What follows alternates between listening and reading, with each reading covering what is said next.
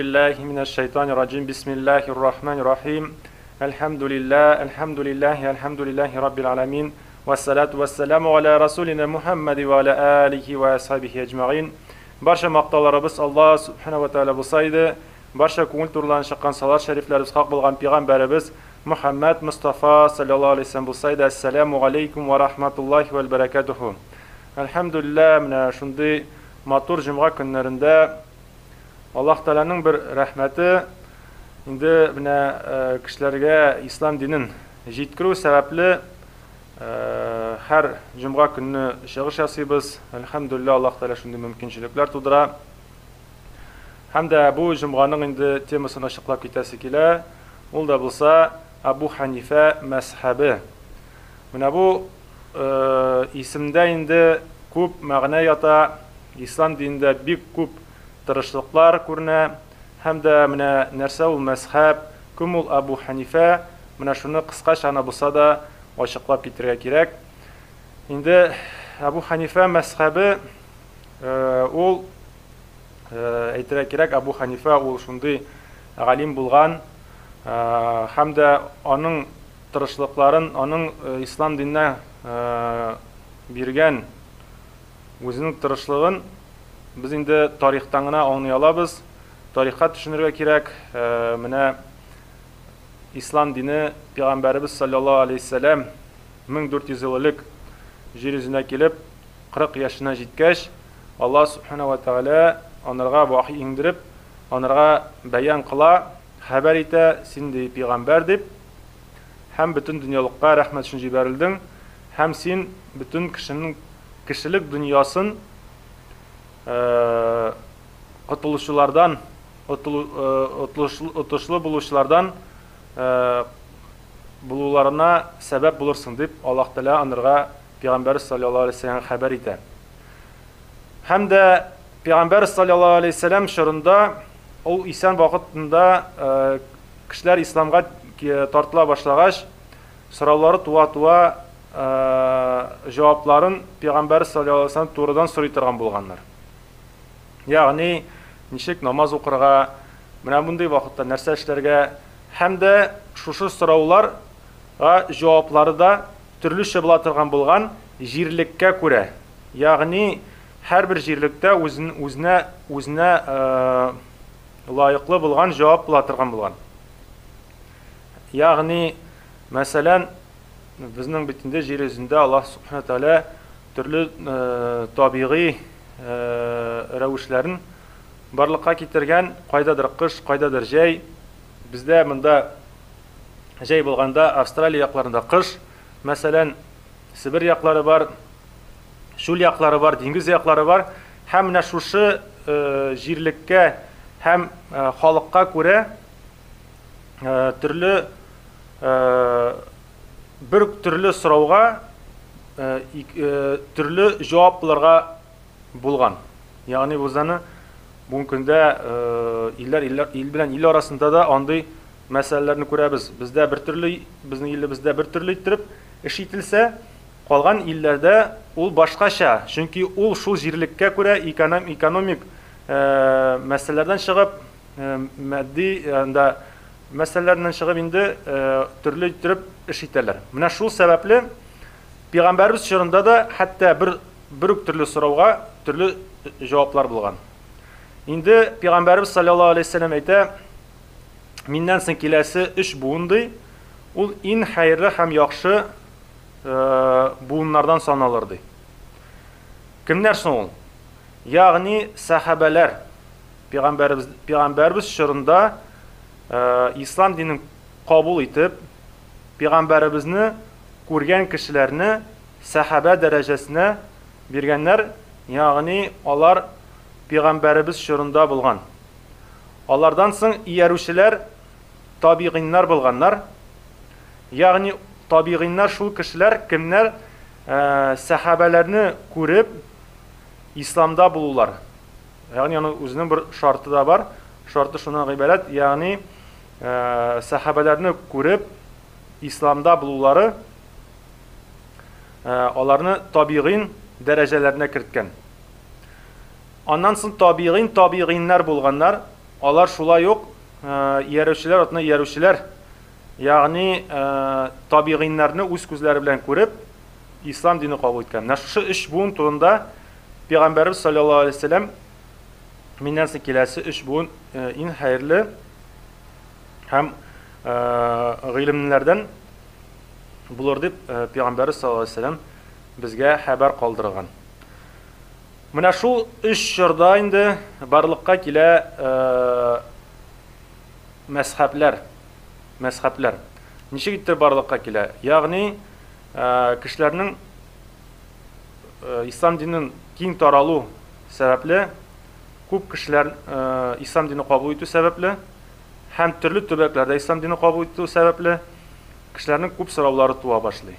Күп сораулары туа башлый һәм дә гел Пәйгамбәребезнең хәдисенә генә таянып һәм дә Коръән аятларына гына үз гыйлеме белән генә таянып, ул кешеләргә, ягъни тулысынча сорауларына җавап бирү кыенлаша. Ягъни, мәсәлән, хәдис булсын ул, Коръән аяты булсын ул, аны бит әле җиткерә белергә дә кирәк, аны аңлата да белергә кирәк, аны иң беренче чиратта аңлатучысы үзе дөрес аңларга тиеш. Һәм менә шушы сәбәпле инде шул 3 чор вакытында сахабалар, табигыйннар вакытында инде менә шушы 4 мәзһәб барлыкка килә. Нинди 4 мәзһәб? Абу Ханифа, Малики, Шафии һәм Ханбали мәзһәбләре, бу мәзһәбләрнең исемнәре кешеләрнең исемнәреннән алынган. Һәм дә шушы 4 мәзһәбне дөньяви күләмдә таныла. Дөньяви күләмендә таныла һәм дә алар бер-берсенә бер-берсе белән шундый мәсьәлә, ягъни төп ислам нигезләренә аларның берсе дә каршы килми. Дүртесе дә бер фикердә, төп ислам нигезләрендә. Төбәккә күрә үзенең кайбер мәсьәләләре кертелә. Шуның белән ислам дине бу 4 мәзһәб булу ислам диненең байлыгын күрсәтә. Ягъни, мәсәлән, кешенең бар икән матди шундый бер мөмкинчелеге, ни кадәр ул аның күп булса, шул кадәр аның нәрсә мөмкинчелеген куллануы аның артык була. Менә шуның кебек ислам динендә шушы 4 мәзһәб булуы, ул да шулай ислам диненең байлыгын күрсәтә һәм дә һәрбер төбәккә, җир йөзенең төбәгенә туры килә торганның һәрбер төбәк үзенә алып шуның буенча яши ала. Безнең төбәкләрдә инде борынгыдан ук килә торган ул Абу Ханифа мәзһәбе, һәм дә менә монда сорау туа. Ни өчен кирәк соң мәзһәб? Ни өчен кирәк? Менә монда бу мәсьәләдә күп сорауларга җавап ята җәмәгать. Беренчедән әйтик, сахабалар, алар менә Абу Ханифаны алсак, алар Абу Ханифа ул сахабаларның шурында яшәгән. Сахабалардан һәм дә сахабалар турыдан Пәйгамбәребездән гыйлем алып калганнар. Һәм ул безгә бүгенге көнгә хәтле Абу Ханифаның тырышлыкларын, аның бөтен шушы гыйлемен ул туплаган һәм безнең бүгенге көнгә хәтле җиткергән. Ягъни галимнәр әйтәләр, бүгенге чорда галимнәр дә әйтәләр, уй фикерде үзгәрә 70 елдан соң. 70 елдан соң. Менә уйлап карыйк, 1400 еллык үткән булса, монда бер төрле уй фикер шул 1400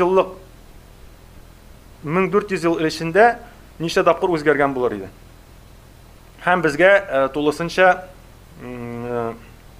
үзенең беренче күренешендә үк булган дәрәҗәсендә җиткерелмәсе. Менә сахабалар, мәзһәбләр мәзһәпләр шушы беренче гыйлемне, ягъни үзгәртүләрдән саклап, безгә бүгенге көнгә хәтле шуны җиткергәннәр. Ягъни бер сүз белән әйткәндә, ул да булса чиста һәм беренче сыйфатлы гыйлем. Беренче сыйфатлы гыйлем булып тора. Безгә бүгенге көнгә хәтле җиткерелгән. Бер үзгәрешсез, бер шушындый фиркалар мәсьәләсе кирмичә. Ягъни сахабалар вакытында да шундый мәсьәләләр булган, шушы мәзһәпләр булдырылган, һәм дә шушы мәзһәптән тыш үзенең фикерен җиткергә теләгән берәр кеше аларны фирка иттереп, ягъни фирка ул бүленеп чыгу һәм үзенең бер уй фикер йөртү җәмәгатьнең фикереннән чыгу мәсьәләсеннән булдырыла. Ягъни ул фиркалардан менә саклану өчен шушы мәзһәпләр булдырылган. Һәм дә Абу Ханифа мәзһәбендә Абу Ханифа үзе шушы тырышлыкларын кертеп, безгә тулысынча тиешле дәрәҗәдә беренче яхшы сыйфатында безгә шушы ислам динен җиткереп калдыра. Һәм шулай ук әйтергә кирәк, мәсәлән, безнең бүгенге көндә бигрәк тә шундый мәшәкатьле вакытта без үзебезне әгәр дә багышлыйбыз икән, менә бөтен тормышыбызны, Абу Ханифа бөтен үзенең тормышын багышлаган булган шушы мәзһәпне булдырып, кешеләргә тулысынча ислам гыйлемен җиткерү, ул бөтен гомерен үзен багышлаган шунырга. Ягъни һәрбер кеше әгәр дә шушынырга багышлап һәм дә үзенең бөтен гомерен шунырга куйган булса, безнең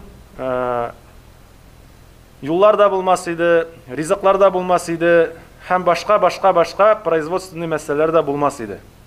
Чөнки бөтенесе дә шушы гыйлем өйрәнүгә үзләре кирип батырлар иде. Әмма дә ләкин Абу Ханифа безгә аны ачыклаган, ул аны безгә аңлашырлык иттереп, безгә аны җиткергән. Ул бөтенесе дә җиткерелгәне Пәйгамбәрбез саллаллаһу алейһи ва сәлләмнән, ягъни сахабалардан килгән гыйлемнән туплап безгә аны ачыклап биргән. Ул үзеннән аны бер менә шушы җире менә булай булырга тиештер дип, ул аны төп нигезләренә үзгәртүләр кертмәгән. Алардан саклаган киресенчә. Ул үзгәртүләрдән саклаган һәм шушыны ничек иттереп Пәйгамбәрбез җиткергән булса сахабаларны, шулай иттереп безгә дә мөмкиндә җиткерергә тырышкан. Менә шул сәбәпле инде шулай ук әйтергә кирәк, менә бар шундый кешеләр үзләрен әйтәләр, менә без бары тик хадис һәм дә Аллаһ Тәгаләнең Коръәннән аятларына таянып кына яшибез дип. Әмма дә ләкин безнең гыйлемебез җитми анырга җәмәгать. Безнең гыйлемебез җитми.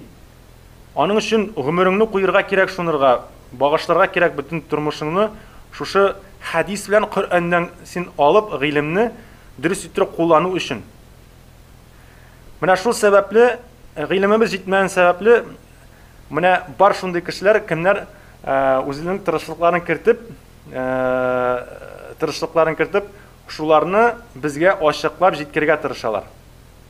Һәм менә ул кешеләрдән сорыйсың, ни өчен син мәзһәптә түгел, ә менә үзенчәлекле итеп бу мәсьәләгә үзеңнең бер кулланышыңны таптың һәм шуның буенча барасың дип. Мин дип җавап бирәр, хадискә һәм Коръәнгә таянып яшим. Әмма дә ләкин аны ачыклаучылар барыбер кешеләр булып тора. Һәм ул ниндидер кешегә таянып шушы хадисне һәм Коръәнне өйрәнә. Ниндидер кешедән алып, ниндидер кеше шушыны ачыклаганнан алып. Галим булсын ул һәм башка. Әмма дә ләкин онытмаска кирәк җәмәгать. Шушы кеше белән Пәйгамбәрбез ул бүгенге көндә булган кешеләрдән алар гыйлемне. Бүгенге көндәге булган кешеләрдән, мәзһәптән тыш булган кешеләрдән. Ул кешеләр белән бүгенге көндәге булган кешеләр белән Пәйгамбәрбез саллаллаһу алейһи ва сәллям вакыты 1400 ел элек үткән. 1400 ел үткән.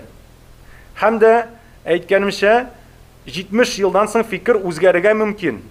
ягъни фикер түгел, килә торган гыйлем үзгәрергә мөмкин. Кайсыдыр бер кешенең фикере белән. Һәм менә уйлап карагыз, шушы 1400 ел эчендә ничә тапкыр 70 ел үткән. Һәм ничә тапкыр шул ук бер мәгълүмат ул үзгәреп чыгарга мөмкин. Абу Ханифа мәзһәбенә һәм башка калган тагын 3 мәзһәбкә төшенеп карасак, алар ул гыйлемне шушы 1400 ел эчендә бер үзгәрешсез безгә аны шул чорда башында туплап безгә бүгенге хәтле җиткергәннәр җәмәгать. Менә шул сәбәпле, әгәр дә без үзебезне дөрес һәм шанышлы һәм дә таянычлы гыйлем белән динебезне алып барырга телибез икән, ул мәзһәбтә булу мөһим. Мәзһәбтә булу мөһим. Менә безнең муфтият Татарстан һәм Рәсәй менә күләмендә безнең муфтият менә төгәл генә әгәр дә алабыз икән, Татарстанны безнең Абу Ханифәгә мәзһәбенә без таянып үзебезнең ислам динебезне алып барабыз. Һәм ул шанычлы һәм ныклы һәм таянычлы гыйлем дип санала, һәм үзебезне без саклап калдырабыз дөрес булмаган һәм дә зыян китерүдәй булган гыйлемнән саклап калдырабыз җәмәгать. Һәм иң мөһиме шушы мәсьәләдә. Ул таркаулыктан безне саклый, мәзһәбтә булу таркаулыктан саклый һәм дә төрле фитнәләрдән һәм таркалулардан һәм дә кеше белән кешенең арасында ниндидер тавыш чыгудан безне саклый җәмәгать. Чөнки без әгәр дә һәрберебез үзебезне, динебезне, шаганыкларын алабыз икән, бердән җәмәгать белән расланган гыйлемнән, мәсәлән, безнең Татарстан дини нәзарәтеннән кертелгән Абу Ханифа мәзһәбеннән алабыз икән, безнең араларыбызда фитнәләр дә булмый. Фитнә булмый җәмәгать. Безне саклый ул. Иң куркыныч әйбер нидә ислам динендә ул фитнә. Иң куркынычы шул. Иң олы фитнә ул даҗал дигән безгә пәйгамбәрбез саллаллаһу алейһи ва саллям. Шуңа күрә безнең араларыбызда, мәсәлән, мусульман арасында әгәр дә ихтилафлыклар барлыкка килә икән, ул фитнәгә китереп чыгарга мөмкин җәмәгать. Шуңа без үзебезнең дини нәзарәтебез, үзебезнең муфтиебез Камил хәзрәт Самигуллинның менә шушы мәсьәләне үстләренә алып безгә бүгенге көндә тиешле дәрәҗәдә җиткерүләрен без шуның кыйммәтлеген күреп, шуңа ябышып, тотынып яшәргә тиешбез җәмәгать. Менә шунардан да хәерлерәк булмас, һәм дә ул безне фитнәләрдән, таркалулардан һәм башка ыгызлардан безне саклап калдырыр. Барчаларыбызга Аллаһ субхана ва тааля тел ачкычларын бирсен, акыл зинкеннәребезне арттырсын, һәм дә Аллаһ Тәгаләгә тақвалыкларыбызны арттырсын. Аллаһ Тәгалә кушканнар үтәп тыйганнан тыйлып яшәргә насыйп итсен. Барчаларыбызга да Аллаһ Тәгалә тән сәламәтлеге, җан тынычлыкларын насыйп эйләсен. Һәм дә үзебезнең менә ислам динендә әгәр дә без үзебезне, үсешебезне күрәбез икән, инде ул башкарылырга тиеш үзебезнең төбәкләрдә, Татарстан күләмендә оештырылган мәдрәсәләребездә, мәчетләребездә җәмәгать. Бүгенге көндә мәгълүмат бик күп, ул зыян да китерә. Аның күбрәк зыяны булырга мөмкин файдасына күрә. Шуңа күрә үз төбәкләребездә булган хәзрәтләрдән алып гыйлемне, югарырак тагын да гыйлем алырга теләсәк, ул республикабызда булган югары белем урыннарыннан без шушы гыйлемебезне ала алабыз һәм дә кулланып, әлхәмдүлилләh, Аллаһ Тәгаләнең рәхмәтенә ирешербез иншаллаһ. Барчаларыбызга да Аллаһ субхана ва тааля исәнлек, саулык, тазалык насыйп итсен. Ассаламу алейкум ва рахматуллахи ва баракатуху.